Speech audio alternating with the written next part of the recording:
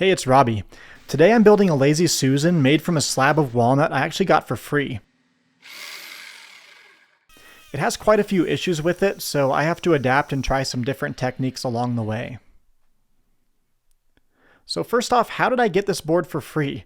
Well, in short, it got messed up in the milling process and it was actually going to be thrown away, but my supplier just threw it in my latest walnut order for free.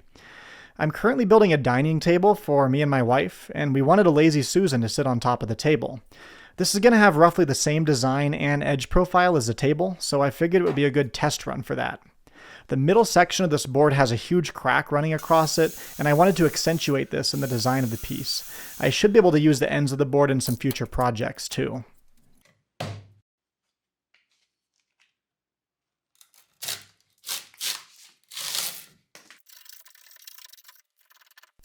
I always remove the bark and any loose material before pouring the epoxy. As you can see, the bark can be loosely attached, and if the epoxy binds to that, there's not going to be much strength in the final piece.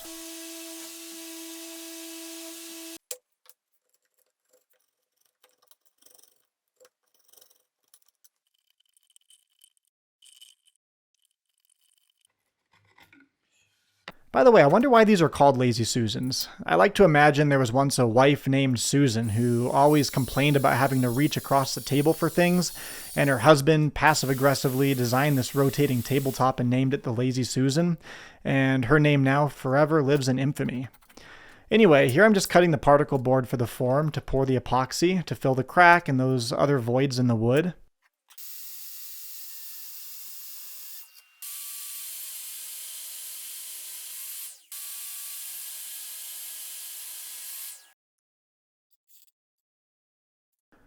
This oversized tape dispenser, by the way, is awesome. This process of taping the wood is too similar to wrapping presents for me, which is not my favorite activity in the world. But this makes it way easier than wrestling with the tape roll every time. I do have a link to this as well as many of the other tools I use in this video in the description.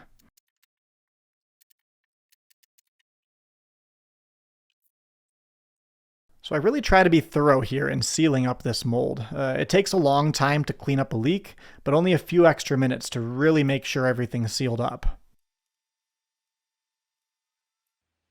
98, 99, 100. Didn't see you there. I'm just putting the weight on the board so it doesn't float up when I pour the epoxy. Can't a guy just get a workout in? My cameraman follows me around everywhere, man.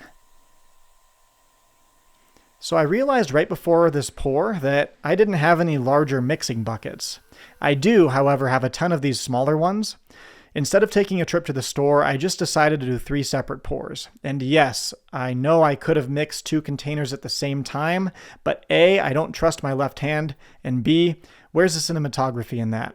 I would have deprived you of seeing these repetitive but artsy close-up shots.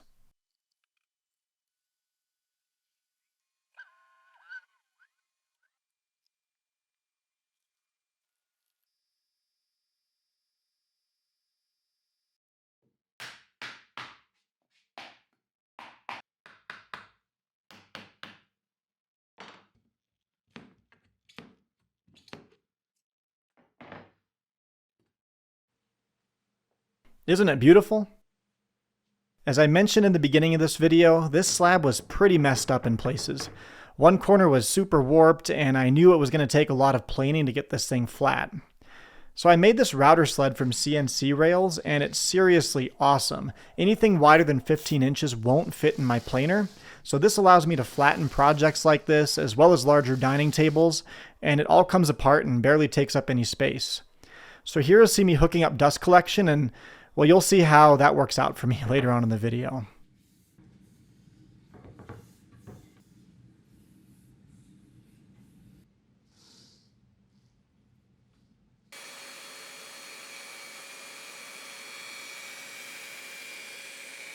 I started just focusing on this raised corner because it was so much higher than the rest of the piece. Then I was able to plane the whole thing flat.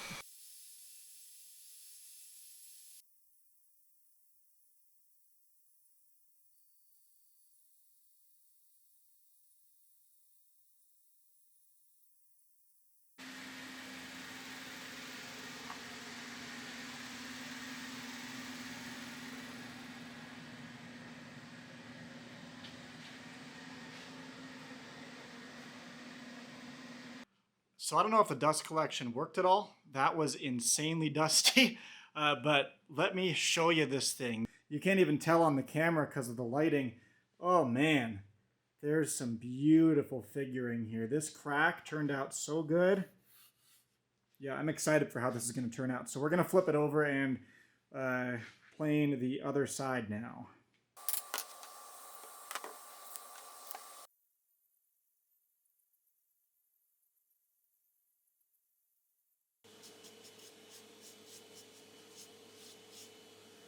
Now it's time to cut this into a circle.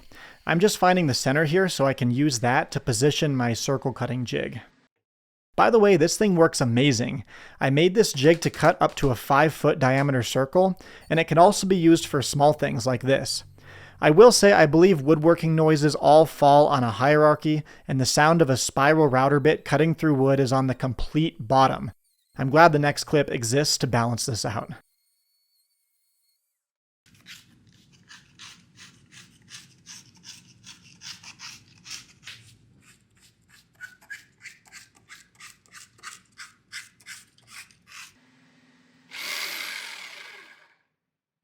Nice little tripped breaker there.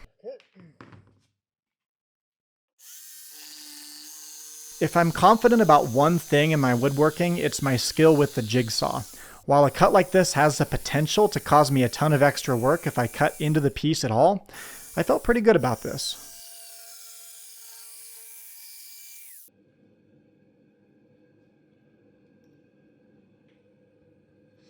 Now we're going to use the flush trim bit to get rid of that lip and make everything nice and flush.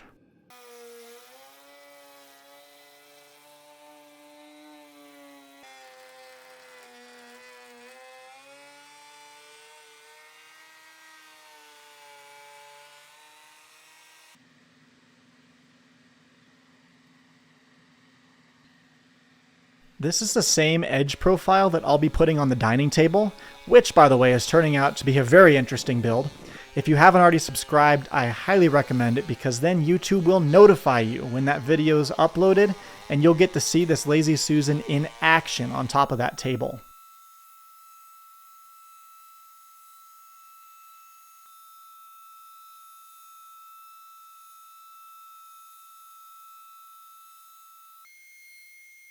I think this edge profile looks really good on just about anything circular.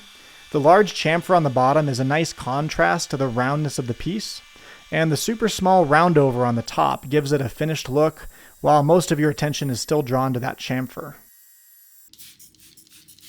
The first time we get to really see that grain in action. This part actually makes wet sanding a little more pleasant.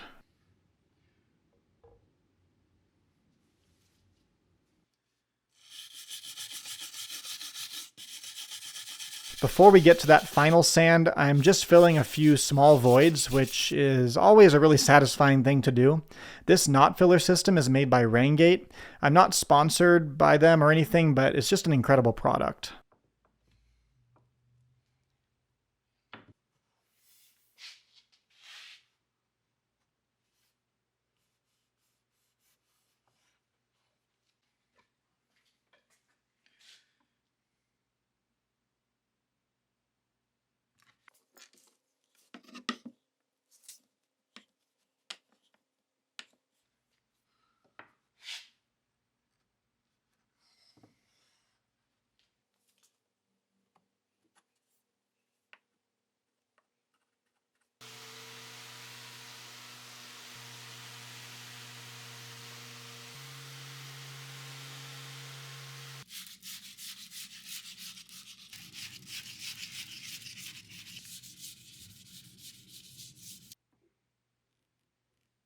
The last step before final sanding is to drill the holes for the base.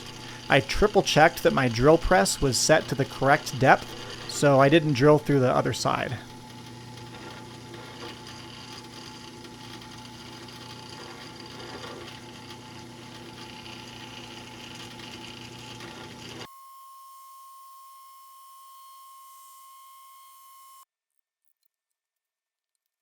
For the finish, I'm using a product called Natura One Coat. I've used it quite a bit in the past, and in my opinion, it's every bit as good as some of the other popular finishes out there, but it's a fraction of the price. Again, I'm not sponsored, I just love the product.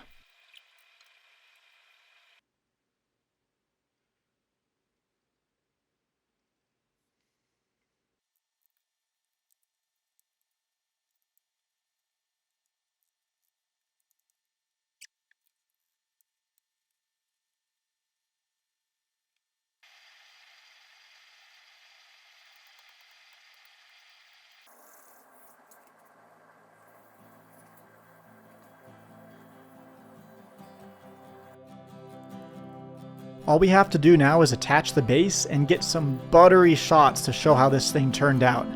I hope I just shook the Lazy Susan industry to its core by making this. Let me know what you think in the comments. Thank you for watching, and I'll catch you in the next video.